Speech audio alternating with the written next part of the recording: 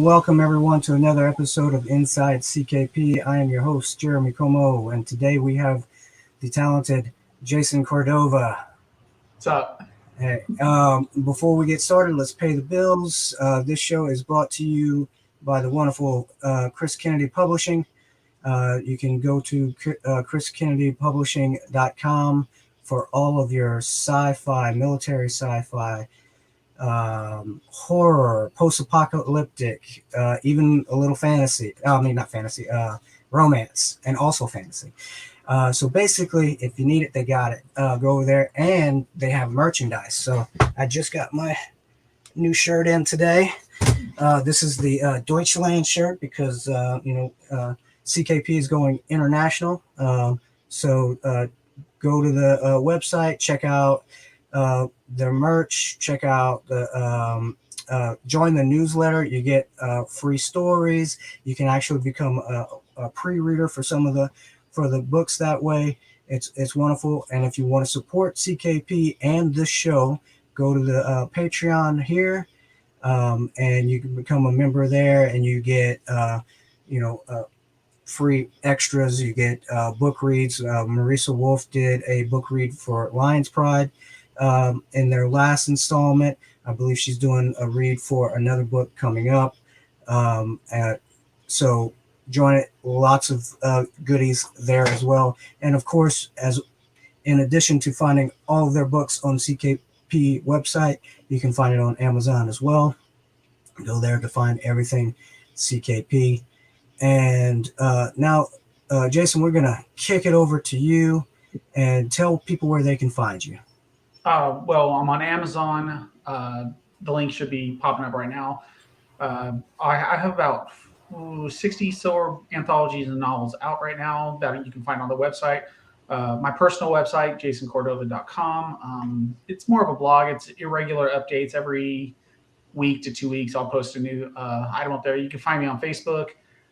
Maybe on Facebook's weird. And then on Twitter, I'm actually new to Twitter. I'm still getting used to figuring it out. I've only been on for about 8 months now, but that's at Warp Cordova on Twitter is my handle. And usually I'm just sharing a lot of my work stuff with Baen and occasional pithy comment at someone because what else is Twitter for? Yeah, it's an awesome way to communicate. To insult people. Yes.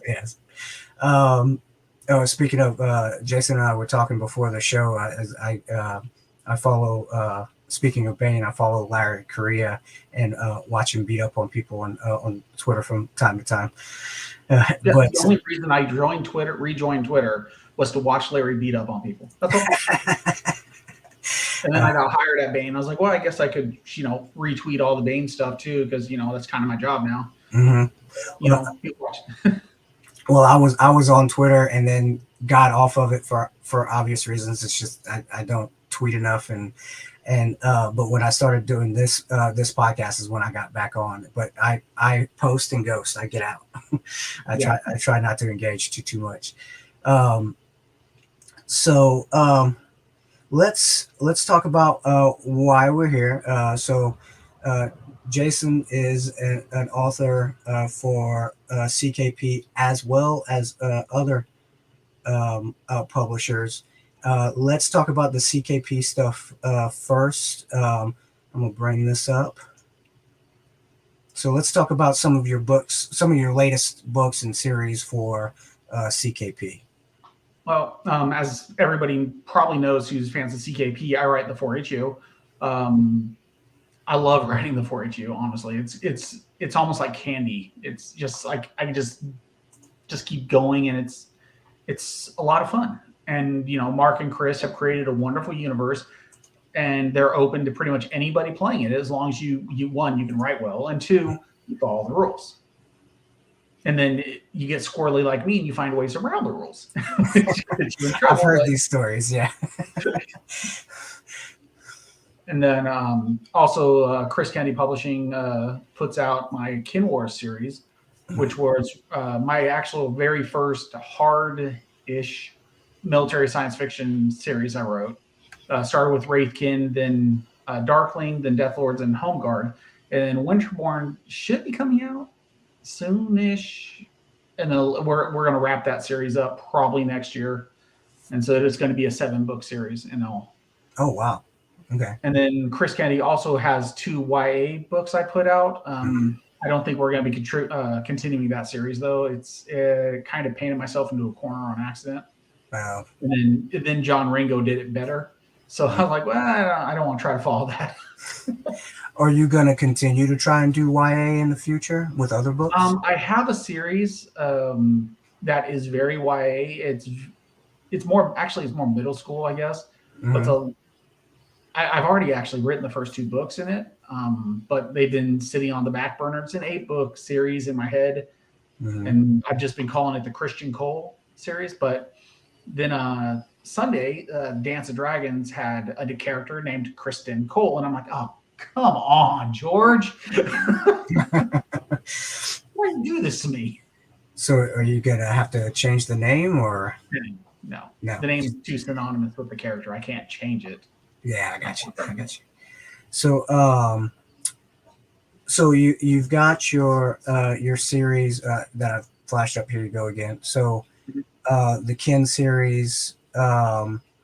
Tell us more about that series and like who are your protagonists and what can you say about them? If you were going to do your elevator spiel. Imagine you live in a society where there are 2 classes of people, genetically perfects and genetically imperfects. If you're perfect, you can hold a job, you can have a family, you can do everything. You can own property, you can be a legal human being. But if you're genetically encoded to have a disease or like cancer, anything, even if it's treatable, you're still genetically encoded. You cannot have that. They literally rip your life away, and you're good for only one thing, and that's dying.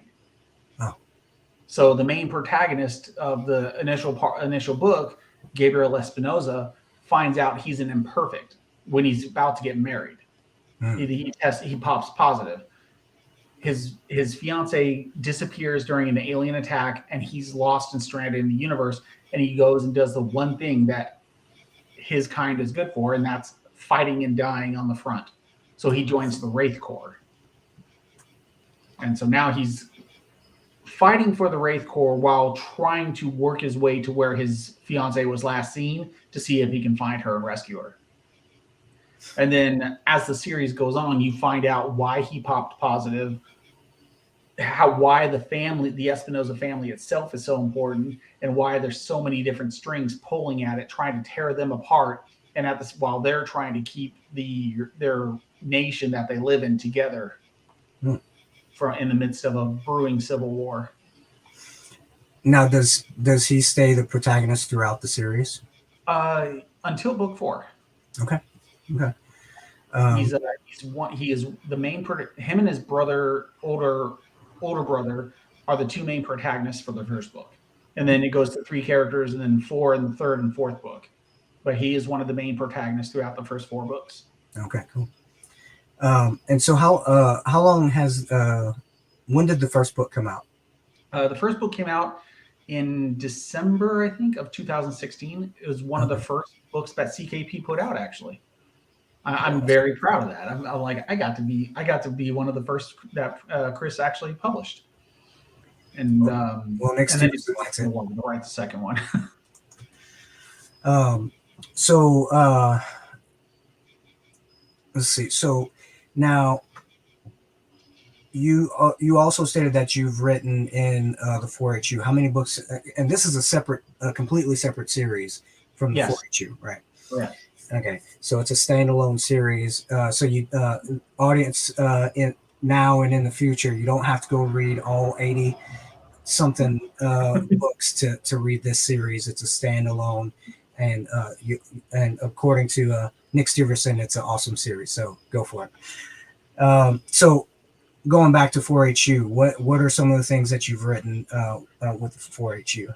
I was in one of the first anthologies, A Fistful of Credits, and that's where I introduced the Kakata Corps, which is a West African Liberian mercenary company.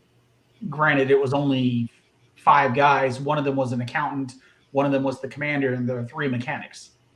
And he didn't realize when he bought the company, that's all he had. So kind of got swindled on that deal a little bit, but they go off, they complete their first uh, contract somewhat successfully. And then as it goes on, you discover that there's a fight in West Africa for power and everything. And that comes to fruition in Sons of the Lion, where they seemingly betray Earth to serve Peepo during the Omega Wars. And then that series continues with Daughter of the Pride, where one of the only character who survived from that unit, Sunshine, is pretty much running through the galaxy trying to find the message left on her Casper. And in the meantime, that character actually shows up in the last Omega Wars book with one of the Depic, San. They team up, and it's like the Sunshine and San hour. And then I'm wrapping that one up right now with Kevin Eikenberry, and that's going to be a combined 2-book duology we're writing. The first one is On a Cloudy Day, and then it's going to be followed up by The Misfits immediately after. And we're going to get the Jessica Francis and Sunshine team up. So we've already got comments about your writing style here. Oh, wow. That's a lot of people. You like to kill the good characters first. No, I don't. I kill them the best. Of course, that's Yvonne. And then, and the winner for most likely to kill all of your favorite characters is, I'm assuming that's you. Yeah, yeah, hands down. If you like that character, I am sorry in advance. So, let's see. This is for people who don't know you, who's watching this in the future. How did you know that you wanted to become a writer, and when did you start writing? I didn't want to be a writer. I actually was a very highly rated and recruited baseball player coming out of high school. Went to college, lost my scholarship. Forewarning, make sure that you don't try to date the coach's daughter. Just throwing that out there. Yeah. They don't like that at the D1 level. Went and joined the Navy, got out, became a teacher. And it was when I was a teacher, I met Dr. Travis S. Taylor. He's an author for Baen. I helped him out with a little bit with the book Quantum Connection. And we were talking about writing a book together. We wrote about 70,000 words, and then he just fell by the wayside. But he planted that bug in my head. I was like, I regret saying this now, but at the time I was like, this is easy. Why don't more people be writers? Yeah, God, those were horrible words. Don't say that in the wrong crowd, man. I know. So I sat down and I wrote my first book, Corruptor. It took me about 3 months. And then I asked Travis, I was like, hey, do you think this is something Baen would like? And he said no. I was like, oh, why not? And he said, it's YA. I was like, okay, fair enough. Do you know anybody else? And he's like, I got this publisher. So he lined me up with the publisher in Tennessee, I think. They're a very small press. And Corruptor came out in 2010. I didn't write another book for a couple of years because I was writing short stories. Almost quit in 2013 to become an agent. Because at the time I had all the contacts, I knew all the authors, I knew all the publishers, but nobody was buying my stuff. And then in 2014, I was introduced to Eric S. Brown, and we wrote a bunch of kaiju books, and that shot my career through the roof. And at the same time, Larry Correa and I became friends. And in 2015, he nominated me. He and a lot of people nominated me for the Campbell Award for Best New Author, because by the definition of the rules, I was still eligible, even though my first book had come out 5 years earlier. And then all of a sudden, and now I'm just doing this. This is what I do. Well, that and work. Yeah. So you talked about YA. You write military science fiction. What is your favorite thing? And are there other genres that you've dabbled in besides those? And what is your favorite? Yeah, it's going to shock people, but I love to write fantasy. I want to write fantasy so bad. I actually wrote a fantasy novel about 2 years ago now, almost. And I love writing fantasy. I cut my teeth on fantasy. I didn't discover science fiction until I read Timothy Zahn's The Conqueror's trilogy, not the Star Wars, the Conqueror's trilogy, and that's how I became a fan of science fiction. But at the time, I was a fantasy guy. I love fantasy growing up. Dragonlance. Oh God, there's so many. Piers Anthony, as bad as it sounds. I just love reading and writing fantasy. But I've also written steampunk, a little bit of horror, military science fiction. I really also want to write like space opera, naval action kind of science fiction, which is the only reason I asked. I approached Kevin Steverson about writing in his salvage universe, is so I could have giant naval action going on. That'll be a lot of fun. Well, write about what you know, right? Yeah, pretty much. Yeah. Yeah. Oh, we got another comment about how you like to kill people. Let it go. From the boss. Oh, okay. So writing keeps you from being homicidal. Is that what I'm reading here? Yes. Writing is good therapy for me. I couldn't afford a psychologist when I was going through a lot of stuff during my first marriage, and I needed like an outlet, a good creative outlet, and I started writing as well around that time. That's about the same time I was introduced to Travis Taylor, and just spiraled. Or climbed, accelerated. There we go. Yes, there you go. Yeah, spiral indicates. So what's your favorite thing about writing? You say it helps you out. It lets you be creative. So what's your favorite thing about it? Oh man, just seeing these characters in my head who I should be charging rent come to life, and watching other people say, I like this guy, or man, this person's despicable. I love seeing that reaction. I just love bringing these characters, putting down the way I see them in my head and put them on the paper, and then seeing people react to it. And it's the creative process as well. Like the world building. I love world building. I have so many maps hidden in my closet just that I've drawn out of different fantasy realms. Like I said, I have a problem. It's only a problem if you can't make money at it. That is very accurate. Let's see. Oh, you said you were going to be an agent. Are you Agent Johnson? I don't know that reference. Wrong kind of agent. I know Agent Johnson, but let's see. So let's see if there's any more fun comments. Nick Steverson. This one? Yeah. Yeah, it's like, he brings them to life. We love the boat. They're dead. Yeah. Well, it almost sounds like you redshirt everybody. Yeah, actually, if someone accidentally says, "Yeah, you can use me in a book," they're dead. So is that another favorite thing for you? Is just to rip people's hearts out of their mouths, or? Oh God, this okay.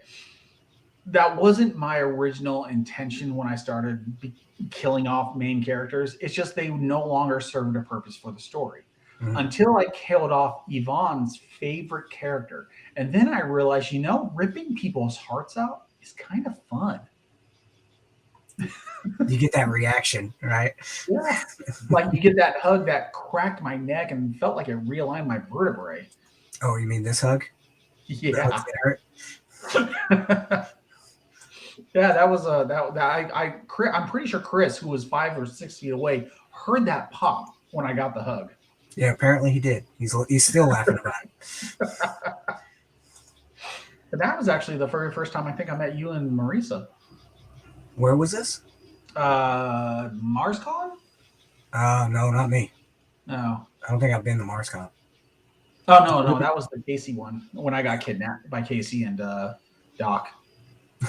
They just rolled up to my house and said, "Get in the car, we're going to a convention." I was like, okay.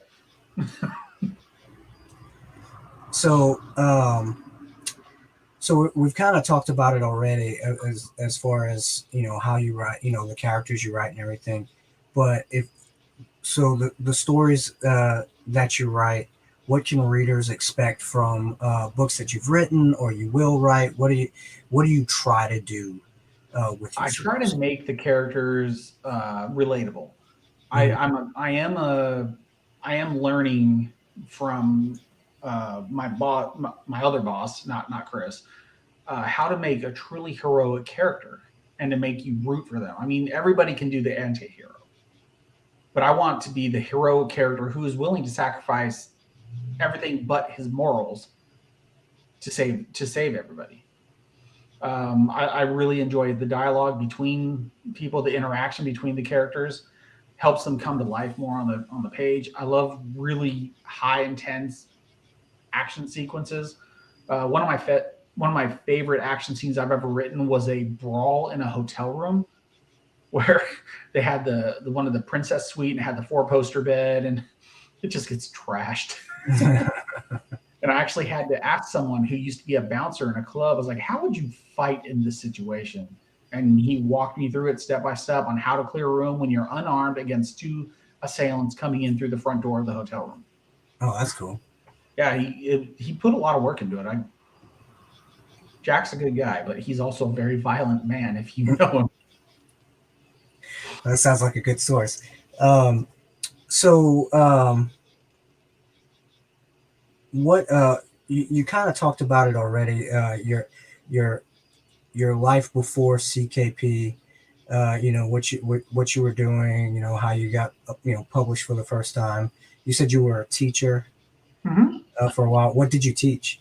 I taught history and civics at a middle school in Denver, Colorado, and that went over about as well as you can imagine. Hmm. If you know me, you know I'm not the most patient individual. I'm good with kids for the most part, but I have a limit. Hmm. And it wasn't the kids that drove me out though; it was the administration and the parents. Hmm. I just Okay. couldn't deal with the bureaucracy, and I couldn't deal with the parents who are so apathetic about their kids' future, and then all of a sudden, when their kids fail, they blame me. I just couldn't do it.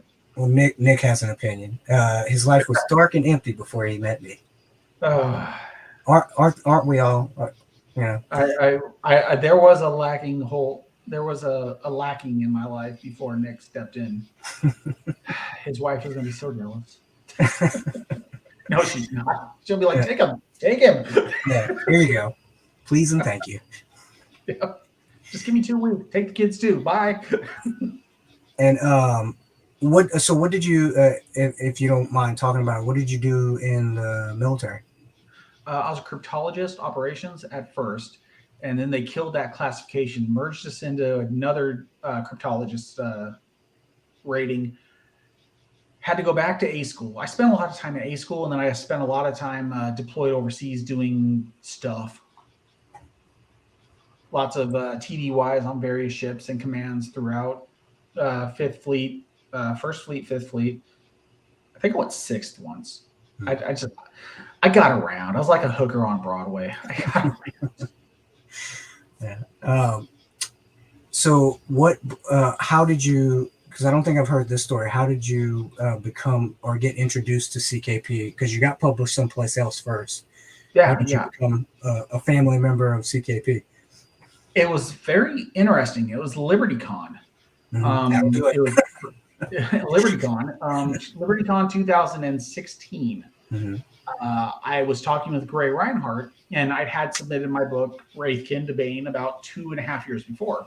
And I was talking to Gray. I was like, "Hey, Gray, I don't want to be that guy, but what's the status of my book? You said you cleared out all the way up through January of this year, but I haven't heard anything about my book, whether it's like moved on to the next stage or what." And and he's like, "What's the title?" And I said, "Well, it's Wraithkin." He's like, "Yeah, I remember it." It's like, is it on Tony's desk? Did you recommend it further? What's going on? And he's like, "I have no idea." They lost the book. It Oh turned no. out, and Chris was literally standing right next to him. Chris and somebody else, I think John Hartness and Chris were standing right both of them almost simultaneously. Said, "Well, you can send it to me. I'd like to take a look at it." I look over at Chris. I'd met him once before at HonorCon back in like 2013 or something when he was just getting started as a writer. I remember because I bought his book, and I kind of look at him. I was like, he's like, I'm Chris Kennedy. I'm starting a publishing company. I've got one writer right now, and I'm looking at expanding. And your book sounds interesting. And I was like, yeah, okay, sure. It's in that vein, but yeah. So I went ahead and I sent it to him just to take a look at, and he got back to me quick. I don't know if Chris is still here, but it was like 2 weeks, 3 weeks later, he got back to me and said, yeah, I really want to publish this. It might have been, yeah, it was like 2 or 3 weeks later. So I went ahead and I sent the letter to Baen saying, hey, yeah, I'm going to withdraw this novel. And they're like, we have this in book. And I was like, yeah, we're good. So, and for all you authors or future authors that are watching this now and in the future, how important is it to go to conventions as an author? Oh, it's very important. It's the contacting, the networking. A lot of people think they're going to go and they're going to sell a lot of books. That shouldn't be your goal. Your goal should be finding the right people, finding the people at the convention, finding the ones you want to make contact with, and just building up that relationship. I was able to build up a relationship with Chris. I was able to build up a relationship with Marisa and you at conventions. Mm-hmm. I got to know Casey Azell at conventions. I was introduced to Tony Weisskopf at a convention. My very first LibertyCon. I'm literally sitting there next to John Stakely, and I had no idea who this guy is, but he could drink. And he kept trying to give me, I think it was really good scotch. And I'm like, this is literally my first con. I don't want to be too trashed. I ended up getting too trashed. And Tony stops, says, you're Jason, right? I'm like, yes, ma'am. She's like, good. Puts her daughter Katie there, who at the time was like 12, and said, watch my daughter for like 10 minutes. The babysitter's running behind and takes off. And I'm like, hi. Mm-hmm. So that was my introduction to Tony Weisskopf, with her like saying, I need you to watch my kid. I know who you are. Don't fuck it up. All right. Well, we got some, let's see. No, we already saw that one. Oh yeah. Running away from. Why were y'all running away from his mom? Well, never mind. That's actually a funny story, though, and it happened just like your fantasy. Let's see who else is chatting up here. Chris said cons are for networking. Any books you sell is risk scraping. That's 100% accurate. Yeah. I've met so many different authors, agents, and publishers at conventions. And I did my first convention in 2003. And my very first convention, I got to know David Drake. And that was awesome. And now, 20 years later, David's going to be in one of my anthologies. That's pretty cool. So, and like me, why am I leaving this on? It's funny. Yeah. Let's see. Conventions are awesome. Lots of reasons. So the, like me, the going to conventions is loosely why I'm doing this now, because this conventions is where I got to know everyone at CKP, especially LibertyCon. The smaller conventions are great for mingling. LibertyCon's great. FactoryCon's awesome. I had a great time there last year. Fantasy. They're all good in different ways. But like I said, if I wouldn't have gotten to know people and they got to know me, I probably wouldn't be doing this right now.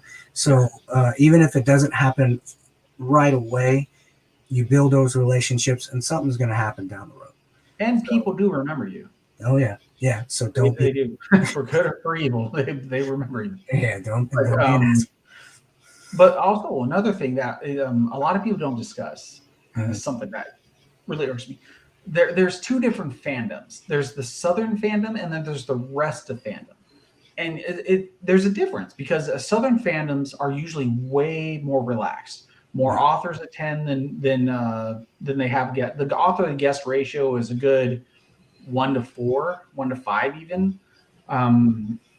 Everybody's there because they want to learn, they want to network, they want to build that. Some of the more Yankee cons, yeah, I'm going to say that. I live in the South now.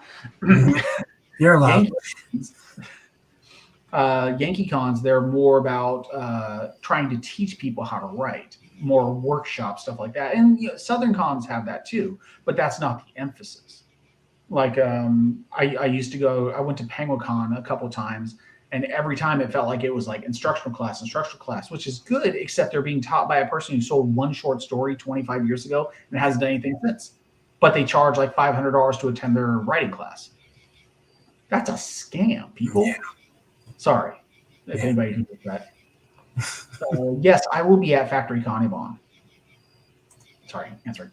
No, I will definitely be at FactoryCon. I'm crashing with the crazy Canadian and his wife. And and I'm gonna win the cornhole tournament this year because I think Nick Steverson realized I'm a ringer. Are you gonna get recruited? Yeah, I think he's gonna fire his dad and sign me up for his team. Oh yeah. Marisa wants $500 to teach a class. Yeah, right. Me too. Yeah. So this is like picking your favorite child, I know. But out of all that you've written for CKP, do you have a favorite? Ken Wars. Ken Wars? I didn't. That's like that came quick. Like Ken Wars by far. That's been my baby. The idea literally grew in my mind the minute I found out one of my closest friends died, and like the book came into my head, and I wrote it in a period of like.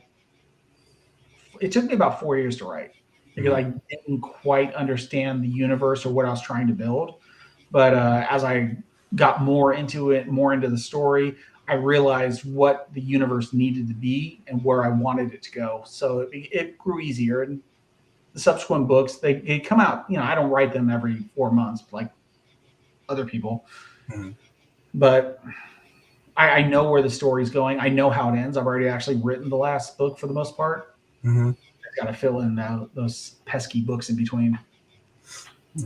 So, so you write for CKP. You've written for Baen. Have you? And you've written for other publishers. Now you currently work at Baen. Yes. So how's that? I mean, have you found any issues? Writing for one, working for the other, or vice versa. Not actually. Tony Weisskopf is an amazing boss to work for. When I want writing advice, she'll happily dish it.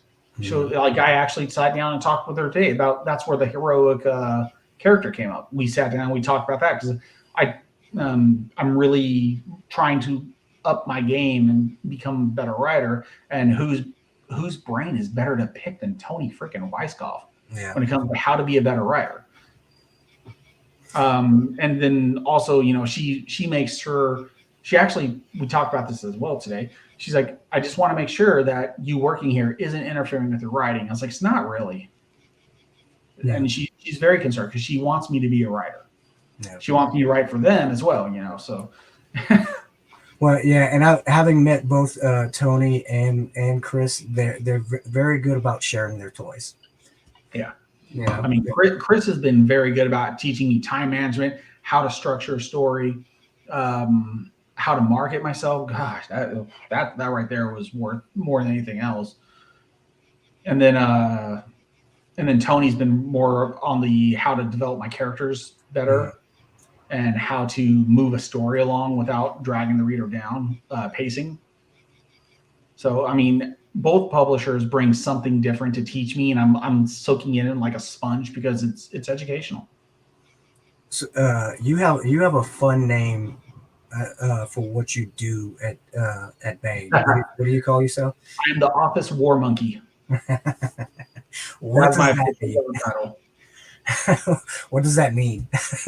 Well, it's a play on Larry's Toxic War Monkey, but I'm the Office War Monkey. Okay. Basically, whatever they need to be done, I go to war and I will get it done. Very cool. Very cool. Today was getting David Weber coffee. Got David Weber coffee. I even let him borrow my coffee mug. Oof. Oh. Poor man. I don't think I've washed it in months. Oh man. So how long have you been at Baen now? I started in January. Oh, okay. Yeah, I was high. Okay. At FactoryCon last year, Mm-hmm. they posted a job posting for an editor and for a mailroom guy. And I was like, well, I don't know if I'm good enough to be an editor, but I can do mailroom stuff. I work for VDOT. I can do mailroom stuff.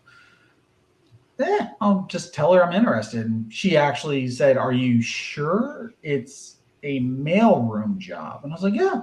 She's like, but you have to be in the office. And at the time, I lived up in Virginia, actually pretty close to Northern Virginia, in the mountains there. And she's like, you sure? I was like, yeah, I'll move down there. No big deal. Wow. That was stupid words, but yeah. So she said, okay. So she set up the interview and I got the job offer in November, but I couldn't move down until we sold the house. Mm-hmm. So, which happened, we put the house on the market in January and it sold by the end of the week. Oh, wow. Oh, yeah. They were going fast then. Yeah. Mm-hmm. We Yeah. got out just in time. So, so you write for CKP, you write for Baen, you work at Baen, you're grown up, you got a job, you do all this stuff. How do you find the time to write? Okay, so my day typically starts at 6:45 in the morning. I'll get elbowed in the ribs and told to get up and go take a shower Mm-hmm. because that's how she wakes me up. Mm-hmm. I'll get in the shower. I'll go to work. I'll drop her off at work first, then I'll go to work. I'll be there about an hour before anybody else, just because it's easier to go straight to work than come back home. So I'll have about an hour or two to just write. Just sit there with an empty office, headphones in, and just write. And I'll start working about 9. Usually I'm done by 1. And then if I'm bored, I'll just sit there and keep writing. If there's too much distraction and noise is going on, I'll come home, I'll hop on my computer, blow up some stuff on tanks. Mm-hmm. And then I'll wait till about 9 o'clock at night. Then I'll just crank out another 500 to 1,000 words until it's time to go to bed. So it's consistency. You got to be. Yeah. And also I don't have kids. So hey, that's another thing that's a time sink right there. So, so are you a plotter or are you a pantser? What's your style? I'm a blend. Mm-hmm. I know what the ending is, and I know who the character is. How he's going or she is going to get to that ending is totally up to them. Mm-hmm. I might throw some obstacles in there beforehand, like I know they're going to go to this planet and there's going to be a acid swamp. Don't ask. That's what the D&D book made me roll up. They're going to have to figure out a way through the acid swamp. They could fly over with their fancy spaceship. No, they can't. They have to walk through it. I don't know why, I don't know how, but that's one of the things that they're going to have to do. So you have to listen to the voices in your head. Listen, makes it sound so horrible. Yes. Yes, I have to listen to the voices in my head because sometimes they make sense. I have to do what they tell me.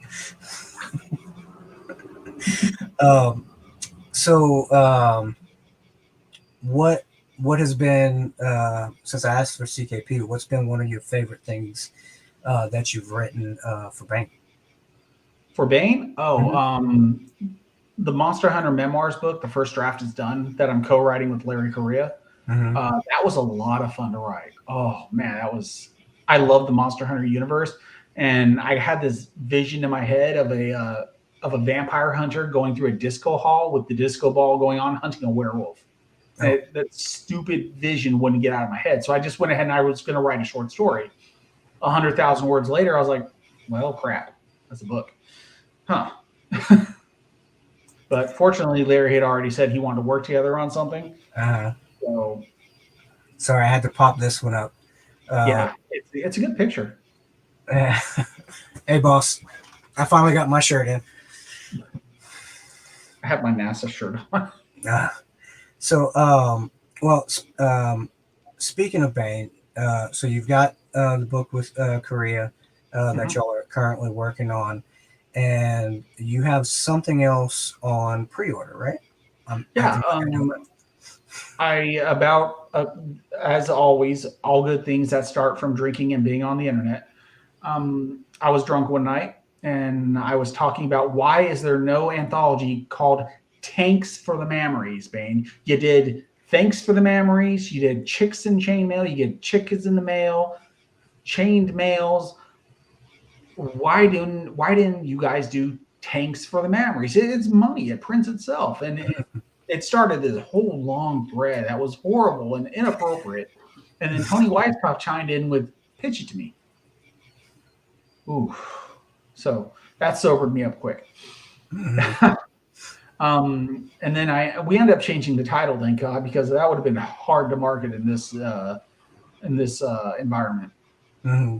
But Chicks and Tank Tops was born from that, and I grabbed some authors I really enjoyed, some authors I really wanted to have in the anthology, like David Drake and Sharon Lee and Steve Miller, Eikenberry, Jody Lynn Nye, A.C. Haskins, Rob Hampson, Marisa Wolf, Phil Woolrab, just people I really, and Lydia Scherer as well.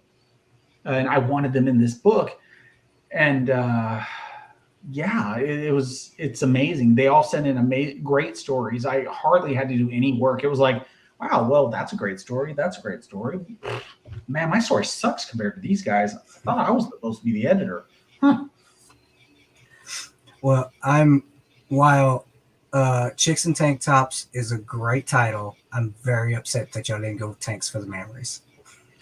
Yeah, they're already going to be mad because Esther Friesner created the Chicks series, and it's brilliant. I love those. Those were actually those and the 1632 books were my introduction to Baen, and I loved reading them because they were just anthology collections, but they were so weird compared to what Baen normally did. I mean, Baen was known for science fiction, hard science fiction, and they get chicks. And it's like, this is weird. Mm-hmm. It's cool, but it's weird. So, and when I approached Esther about it, I was like, hey, I have this idea. Tony wants the anthology. Would you be willing to write the foreword? And she's like, sure. Oh, and I also, can I write a story? And I was like, yes, please. Yes. What do you want to write? She's like, oh, I've already got the title. It's called Tread Softly. I was like, okay. And she delivered probably one of the craziest, greatest stories I've ever read. It damaged my mind in a good way when I read it the first time. I had to read it twice because it was so there's so many little nuggets of like gold in there. It's like you've got this massive silver ore vein and then little nuggets of gold just scattered throughout. And you have to read it 2 times just to catch everything. Well, since we're talking about ladies, we have some endorsements for ladies here. It's a great title. I would buy that book. And good cover. So highly endorsed by the ladies. So don't be offended by the title. Did a great job with the cover. He actually used A.C. Haskins' story for the cover in the Battle Tank Athena, and that was a good story. Basically, it was an American war tank fighting in Eastern Europe against Russia. He wrote that a year before the current events. So, what? And it can be anything. It could be stuff that you've written. What are you, what are you excited about that's out right now or might be coming out? From favorite book that you would recommend or something like. Oh, he's prepared. Oh, back off a little bit. There you go. Ronnie Verdi is a tremendously handsome guy. It's disgusting how handsome he is. He's also a very talented writer, and this is his first novel.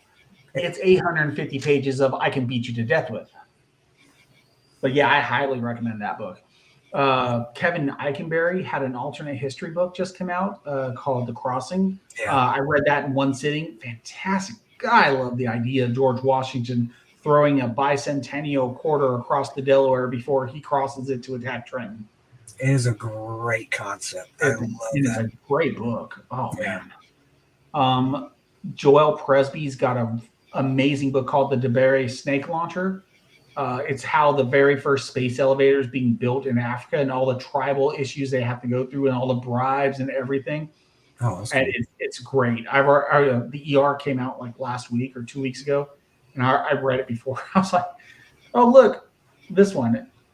I'm reading this now, but we don't have it formatted yet. I don't care. I'm reading it straight from the RTF. Yeah. And then, oh man, there's a anthology that's being talked about. It's coming out next year for the 482 called Bureau 42. Ooh. And that's going to be basically kind of like a peacemaker-ish anthology. And the funny story about that one is I literally was bored trying to write Gunboat Diplomacy. No, I was writing The Executioners with Matt Novotny. And I stopped one night and I was like, why don't the Peacemakers have cold case files? Wouldn't they have cold case files? I mean, not every Peacemaker case is solved. Mm-hmm. And that thus Bureau 42 was born. So you're going to be in that? Oh yeah. I've got a short story in it. I don't know who else does. Who's going to be? I've already got it mostly written. I wanted to be prepared this time instead of last minute trying to turn it in. Yeah. So when do you think that might come out? I think Chris and them were talking like summer next year, maybe. Oh, cool. My due date for the story is April 30th of next year. So I don't know, maybe Dragon Con or Liberty. That's a Chris thing. Yeah. All right. Well, Nick's bragging. Yep. Well, Nick probably wrote it today in his because he writes like 6,000 words a day. Oh, wow. And I'm very excited about the project that Nick and I are working on. But that's super secret squirrel stuff. Oh, you can't talk about it. No, not yet. But one of the things that I've discovered over the past couple of years, I really like collaborating with people. I used to hate the idea of having to share what I'm creating with someone before it was done. But I wrote with Jamie. I wrote with Matt. I've written with Eric Brown, and it got easy. And now I really enjoy the idea. Like I'm writing with Kevin Eichenberg right now. It's a lot of fun, and it's great to have someone to bounce off ideas off of.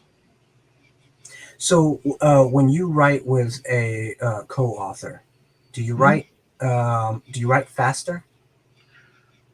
It depends. I'm actually writing slower with Kevin. Okay. Just because there's so much we're trying to pack into one book. Matt and I wrote a lot faster once I brought Matt on board with Executioners, because I had the first 8,000, 10,000 words and I was just struggling. I was like, this needs someone else to give it a better voice than I can do by myself. And I was looking around. I was like, you know what? That Matt Novotny guy is pretty good. I like his stuff. I wonder if he's interested in writing with me. I don't know if I asked him to write with me or if I just told him he was writing with me. I don't remember. I think that's happened with Jamie as well. I think I told Jamie, hey, you're writing this book with me. Yeah. I see that a lot in CKP. People get voluntold. Yeah. A lot. It's in a good way. Better to beg forgiveness than ask permission. Yeah. Well, it's like the reason I asked, because, and I've talked about this before on previous episodes, but if you're bored, don't listen. But Marisa and Chris recently wrote 2 books in 1 month, or maybe a hair over a month, and that was crazy to me. And I guess it pays to write with the boss, because they wrote so fast, and it was good. It's not like they were just writing fast to write fast. They were writing good stuff fast. Yeah. And I almost want to tell Chris, hey, I need you to check in on Marisa daily and tell her, not like he's got enough to do already, but check in on her daily and see what her word count is. Kind of nudge her a little bit. Writer, 300 books or so. He's got nothing going on. Yeah, Fine. He's got time. What's Kevin say? Oh, what? Voluntold? Who would do that? Everybody at CKP does it. Yep. Yeah, in a fun family way. For the record, I haven't voluntold anyone. No, but he did very highly encourage me to finish the book before our con ended at a weekend. When I finished Death Lords on a CKP panel at LibertyCon. Yeah, he hasn't voluntold, but he has encouraged. Vociferously. Strongly encouraged. Just get it done. No, all jokes aside, that one great thing that I've noticed about CKP, and I'm not a writer, but is the amount of collaboration that goes on within CKP is quite nice, because and I haven't heard any bad stories from it. Everybody has enjoyed their writing experience. They're all different, writing with different authors and stuff. The pace is different and all that, and it's nice to hear that people are can work together, and it's not the rising tide and boats and all that jazz. And it's also there's a very strong team mentality with Chris Kennedy Publishing, and I have 16 other publishers total throughout my career, and with the exception of Baen, CKP is the only one who has that family mentality of, we're all in this together. Let's do it as a team. We're going to all succeed. Mm-hmm. There is no, well, we're going to sacrifice this writer because we want our big name to sell more. Yeah, which sucks. You sometimes you can cripple a young writer by doing that kind of stuff. I've watched many of the big 5 publishing houses do that, destroy writers' careers just because one of their big names, who they really, really are certain are going to be a surefire success this time, wants more money. Yeah. Well, and to be fair, in that sense, the author is taking care of themselves first. And that's fair. But one of the things I hate is they crap all over the authors that they're sacrificing to take care of themselves for. Yeah. And just to be clear, everybody, that does not happen at CKP. Like I said, rising tide and boats and all that. Chris believes in the rising tide lifts all boats, and I 100% support that. Yeah. So who all have you co-written with? Novotny, Jamie. Okay, I can't talk about one because I don't have a contract for that one yet. All right. But I can say that I am writing a trilogy with Kevin Steverson. Oh, cool. I'm writing with Kevin Eikenberry at the now. I'm going to be writing with Nick Steverson probably next year. We're going to bang out a trilogy real quick, I think. Is that Super Secret Squirrel? That's Super Secret Squirrel, yeah. I've written with Chris Smith, J.F. Holmes. Was it J.F. Holmes? Holmes. You know Holmes. Yeah. I think it's J.F. Holmes. Mm-hmm. We've written together in the Freehold universe. Eric S. Brown, and then Larry Correa, naturally. That's been interesting. Mm-hmm. It's very educational working with someone who owns a mountain. Oh, yeah. You just have this different sense of like his expectations for you. Mm-hmm. Like most of the guys I write with, they're like, oh, yeah, Jason, good job. You're doing fine. You're doing great. And then Larry's like, no, I want better. Sir, yes, sir. So has he been the most like intimidating person to He's not intimidating. He's really friendly, but he expects good writing, especially when you're writing in his universe. Yeah. I stepped into his playground and played with his toys. So, yeah, he has expectations. So it better be good. Yeah. No, I've met him. He's a nice guy. And really every co-author I've had that I've been published with has been fantastic to work with. And I would not hesitate for the most part to do it again. Like some people, I couldn't match their speed and it was risking burning me out. Yeah. Like, Eric S. Brown writes so fast. I couldn't keep up. And I was like, dude, I can't do 6 books in 2 months. I don't know how you do it. I can't do it. It is fast. That's soldiering on right there. Yeah, he will go out in his car in the daytime, turn the car on, listen to the radio, pop the AC going, and crank out 15,000 words in a day. Wow. Yeah, and that's only in like 3 hours. I can't do that. That's super fast. I don't even think that fast. So we've been talking about writing. Shocker, it's a podcast about writing. The what are some of the things that you're into outside of writing? Movies, TV, vacation, whatever it is. I'm a huge baseball fan, obviously. I discovered that the local minor league team here in town, like right down the town, it's not the Durham Bulls. Yeah, okay, they're over on the other side of town, but the Carolina Mudcats. One, have the coolest name in baseball. I mean, come on, Mudcats. It's just a catfish, but the Mudcats, and their tickets are really cheap, so I go to those games a lot. Yeah. I mean, I can get behind home plate for under $20, like front row right behind home plate, field level for like $14. That's insane. And these are pro players. These are kids who are Milwaukee Brewers players who are in single A ball. Mm. So I do that a lot. I used to be really into painting War Machine and Warhammer 40K, Mm-hmm. but since we moved, I haven't been able to set up my painting station yet, so they're just sitting in the closet. I play a lot of video games because that's cheap, easy stress relief. Go blow some tanks up, fun. Wait, so what are you into right now? Video games.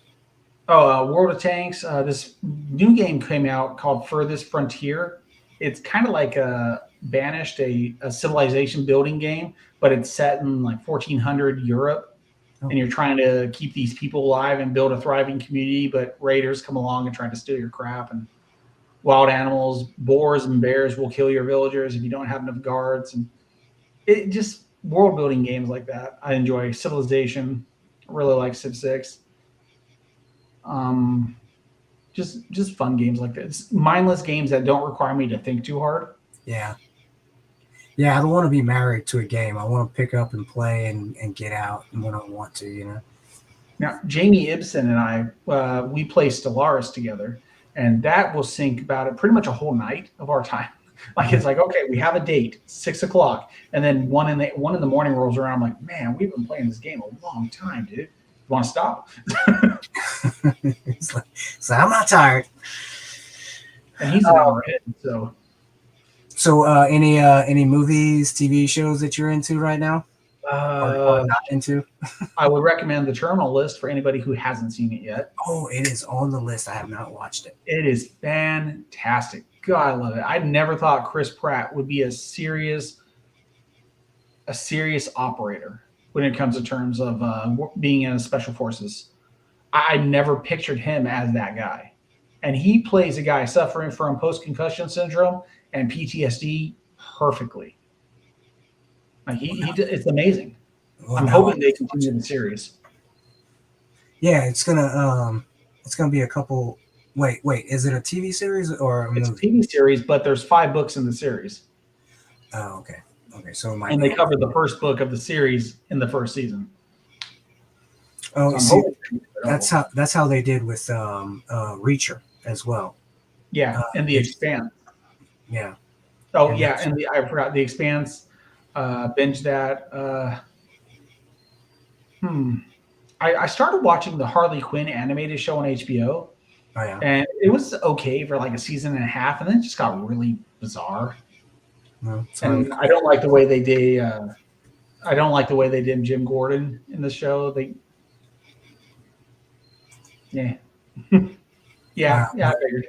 Yeah. All right. Well, we know what to get her for Christmas. Okay. Yeah. Reacher's good. So, so speaking of animation, we watched the first episode of She-Hulk yesterday or the day before, and a lot of people been pooping on it. I didn't think it was that bad. I thought it was all right.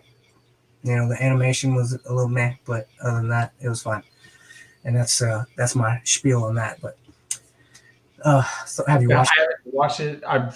I stopped watching the MCU when they pretty much got rid of Captain America because I wasn't a comics book fan. but Chris Evans' portrayal of Captain America made me a fan of the MCU. And yeah, okay, Robert Downey Jr., you knew what you were getting. The guy is talented as heck. I didn't have any idea who Chris Hemsworth was, but Chris Evans I kind of knew from Not Another Teen Movie. Mm-hmm. I mean, that's the first thing I ever saw, man. He could be on screen with the whipped cream and a banana sticking out of his ass and still be taken seriously. That's talent. Yeah. Now the banana in the ass comment threw me off. Welcome to CKP. Yeah. So, speaking of, Jamie sent out a post today about with the elevator scene with Captain America, where he whips everybody's ass in the elevator with the Dune soundtrack behind it, and that was pretty cool. Yeah.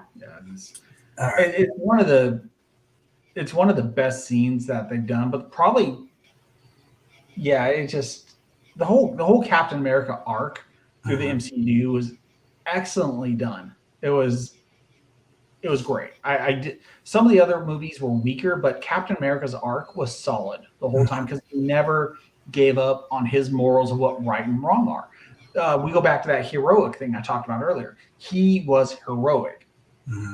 Iron Man was selfishly heroic, so he was more of an anti-hero. But Captain America was heroic, and he stuck to his morals. He stuck to what was right or wrong, even though everybody was going along with it. No, this is a great idea. He said, no, it's wrong. Yeah, he's iconic. Yeah, he's that iconic hero. Superman and well, he wasn't infallible. He just knew himself, and that's what it was boiled down to. And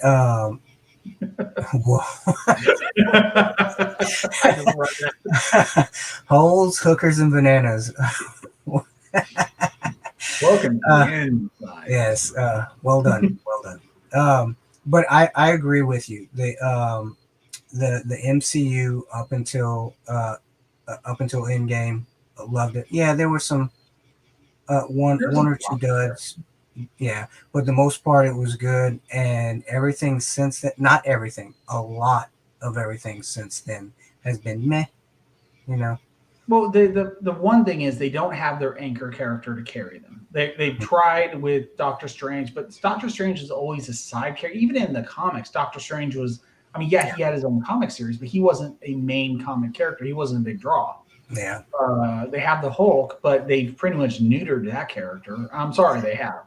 Yeah, I agree with you. That I did not like what they did with him towards the end of that series. They made him.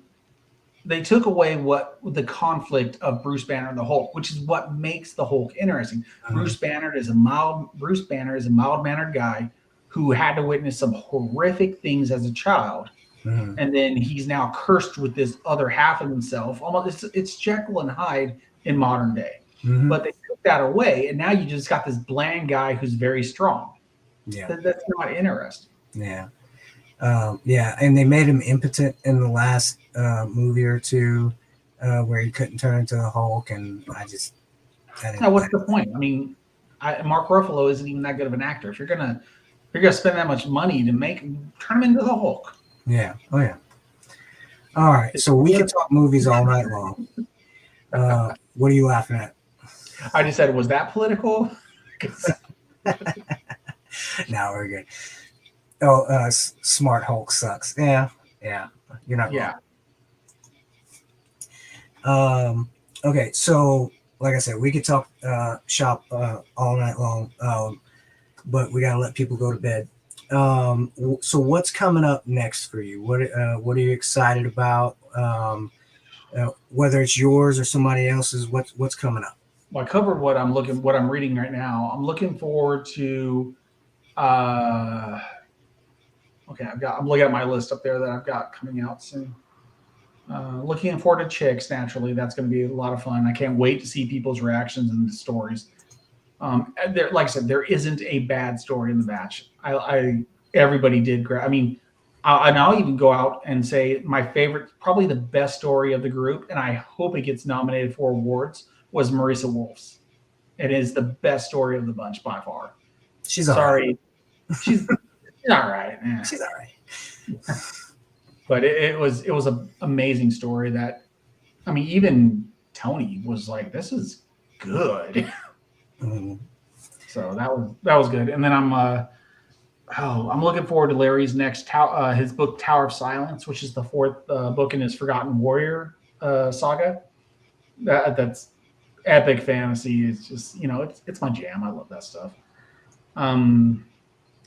Look, I can't wait for the next Butcher Jim Dresden file to come out, because When's that coming out? I don't know, 2 years, 3 years, who knows? Oh yeah, because I'm excited about that too. Yeah, he's going through some stuff right now, so like I could ask him at Dragon Con and get punched in the face probably. Just cover up. Put on maybe I'll have the beard, and then afterwards I'll shave it off and he won't recognize me. Yeah. It works in the movies. Yeah.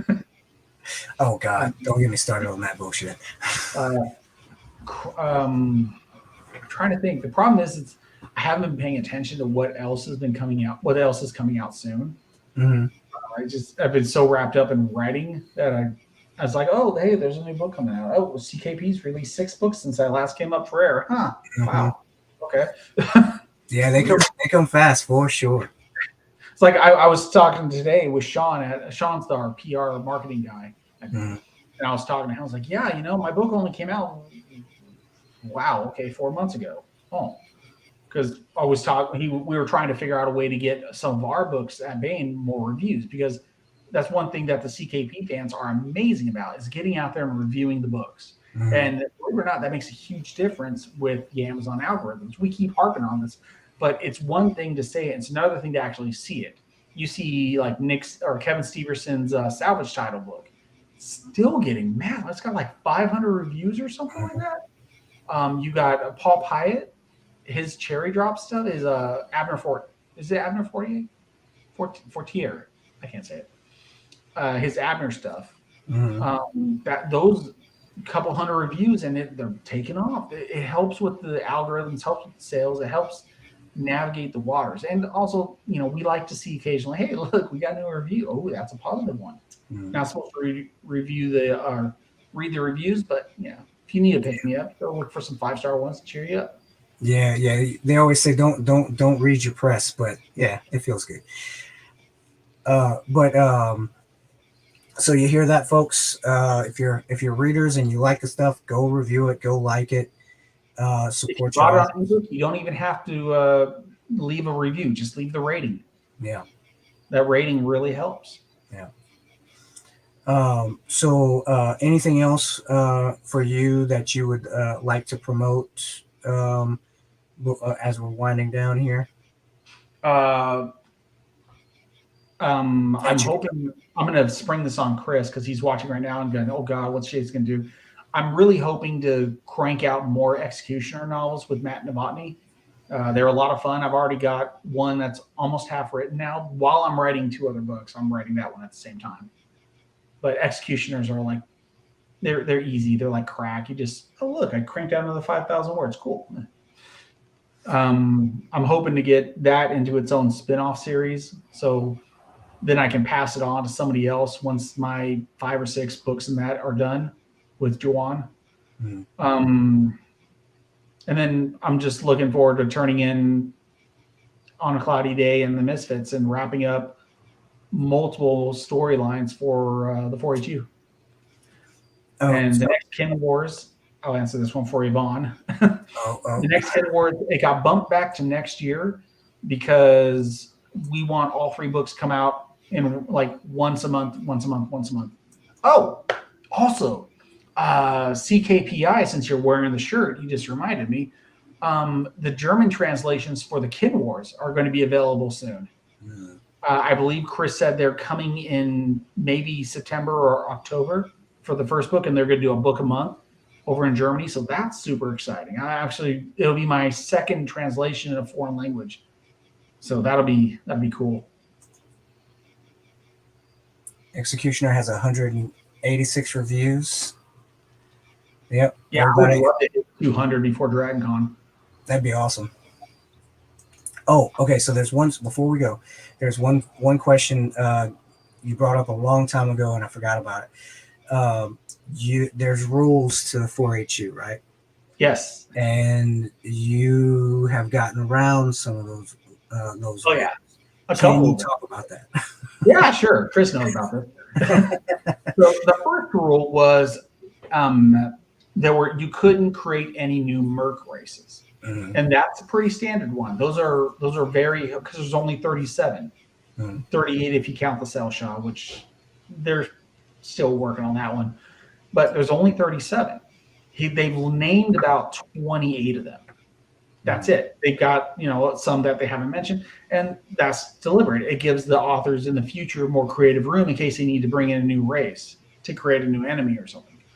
Well, I had this idea of a bearded dragon alien race that were like 9 feet tall, powerful, buff. They were badass, and I was like, but they said no new Merc races. And then around that time, Kevin Eichenberry was like, yeah, peacemakers, blah blah blah, peacemakers, blah blah blah. I'm like, that's a loophole. They didn't say they couldn't be peacemakers. They just couldn't be new mercenary race. So why aren't they mercenaries? Aha! Mercenaries are dishonorable. Mhm. The only honor in the battlefield is as a peacemaker or an enforcer in the case of one of them. And so that was the way I got around the first rule. Well, then I had to compromise and I said, okay, well, these are the only two left alive because the whole race is dead. They're pretty much died off. And then the next one was Sean or Mark hates cats. I don't know if anybody knows this. Mark is a dog guy. He loves dogs, and I love dogs too. But I have two cats. I don't have a dog, and I really wanted to. Everybody like looked down on the push tall in the early 4-H-U books. Mhm. Push tall were scum, and I was like, man, I really want to make a book where they're honorable and noble. And how do we do that? Well, I know a cop who lives in Canada, so we started the redemption arc for the push tall, and Mhm. now they're seeming a little bit better light. And then the last thing I remember, I was like, I need a new race, but I don't want to make a super powered alien insectoid or something. Everybody's doing that. I want the cutest, adorable, most efficient little creatures around. And then while we were at a local farmer's market, I saw a little tiny baby pygmy goat. And I was like, I want baby goats in the 4-H-U, like Mr. Tumnus, but full goats, but they wear smart little bureaucratic little jackets and with their little horns and this little like 2 feet tall little alien dwarf goats walking around being very efficient and being bureaucrats. So that one I just did to irritate everybody because everybody's making these awesome characters that are so big and they can do this and this and this. I was like, these guys are helpless. They can't do anything, but they're efficient. All right. So are you gonna try and get in trouble in the future?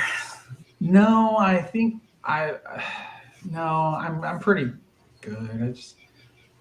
I'm good. You're good. You have your goats. I've got my goats. I got my honorable alien cats, and I've got they're dead now, but my dragon, my bearded dragon aliens. So I pretty much got what I wanted. All right. Well, so we're gonna start wrapping up, but before we go, uh, go, communicate with Jason on his social media. Do you have a newsletter? No, I don't, but you can sign up through on my website. It actually allows you to sign up for something very similar. And Mhm. anytime I update my website, you'll get a newsletter that way. So I guess it is a newsletter. Okay, cool. So go sign up for that. You'll and and people, I say this just about every episode. If you like an author, interact with them on their socials, join their newsletters. You get free stuff. You get the news before anybody else, and you help support these writers, these great writers that entertain you and everything. So go support them by interacting with them and join their newsletters. Um, and let's see. I want to talk about some of the affiliated YouTube channels that we have connected to inside CKP. We've got the Dudes in Hyperspace. They talk about books. They talk about sports. They talk about everything, and they're very knowledgeable. It's a very well produced show. Go check them out. Their last one was a lot about football.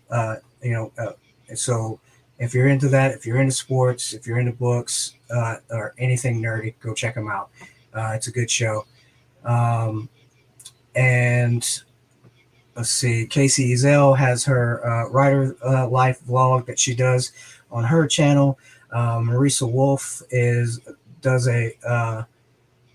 going to start doing a YouTube channel. It's not quite there yet, but keep an eye out for that. Next, see. This morning we had the latest Hit World Valkyries author interview installment come out with Mel Todd. Please go check that out. She talks about her story that's coming out in the Valkyrie Initiatives anthology that's going to be coming out on September 16th. And we're going to do a live book launch for that anthology. All these videos have been leading up to that book launch. And we're going to do a live show. And because John Osborne asked nicely, we will have an intro for it. All these videos have just been a picture intro and no intros to speak of. So for him, I made an intro for it, and I'll send that to you, John, if you're listening.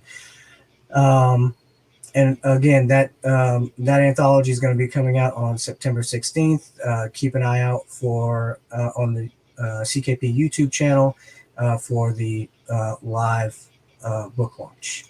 Also, back by popular demand is Future Books, hosted by Randall Willis and produced by Sharkflight Media. That's our good buddy Ian Malone that produces that. It's a great show. If you want to know what's coming out for CKP, come watch that. You can catch that on the CKP YouTube channel. You can on Apple, Spotify, anywhere where you catch your podcast. You can catch that those episodes. They come out about once a month. And the last one was talking to Kevin Eichenberry about the Sleeper Protocol being republished. So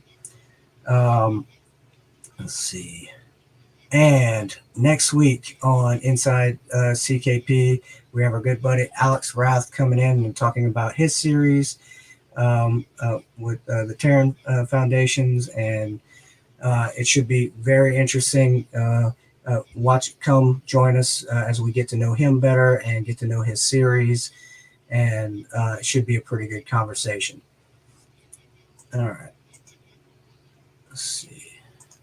And with that, let's see. All right. So just before we leave, anything else you want to talk about or promote or anything like that? The 4HU RPG. Yes. I believe that's coming soon. John Osborne has been working very hard on it, from what I hear. And yeah, that's pretty much it for me. Okay. So where can people see you? Where are you going to be in the coming months? Right, conventions. We didn't talk about conventions. Okay. Yeah. Okay. First off, DragonCon next week. I'll be at the Baen booth pretty much the whole time, or I'll be at the Baen Roadshow. I'll be talking about chicks there and probably Monster Hunter as well, since Larry won't be there. And then I'll be pretty much managing the Baen books the rest of the time. Their booth in the dealer hall. And then literally 2 weeks later, I'll be flying out to FenCon in Dallas, Texas. I'm going to be a writer guest there. I'll be on some panels, doing a signing at Half Price Books in Dallas at their flagship store on Thursday night before the convention. I'll be there with Larry Correa, John Van Stry, Steve Diamond, Rob Hampson. There's somebody else I can't think of. It's like a lot of Baen authors going to be there. Oh, wow. I'll be at FactoryCon in October. Looking forward to that. And then I'm looking at, and I haven't confirmed this yet, but I'm looking at doing a bunch of signings in Florida in January when Chicks comes out. Cool. Because I have to be down. I'll probably have to be down in Florida anyway. So I was looking at doing some book signings at Barnes and Nobles, and then after that, LibertyCon next year again, as always, and Fantasy. All right. Well, if you're watching this now, go harass Jason at all these events and get him to sign your books and all that good stuff. So I will be seeing you at FactoryCon, of course. Had a blast last year. I'm sure it's going to be as much or more fun this year. It's more like a family reunion than anything. And I think that's going to be it for me. Marisa will be at DragonCon and FactoryCon, and then after that, it's the holidays for us. So we may be slowing down on the channel for the holiday season. We're not stopping, just slowing down because we'll be traveling and all that stuff. But that's not to say we won't have episodes. We'll still do book launches and all that, but we may slow down a little bit on the videos. But then again, stuff happens and we might have 50 videos for y'all. So never say never. So with that is all that I have for you this week. I appreciate everybody that's here in the audience. Jason, thank you very much for coming on the show. You are welcome anytime. I appreciate it. I had a lot of fun. When if you have something coming out that you want to promote, just give me a holler. You're welcome to come back anytime. This has been great. And with that, I say good night and see y'all next week.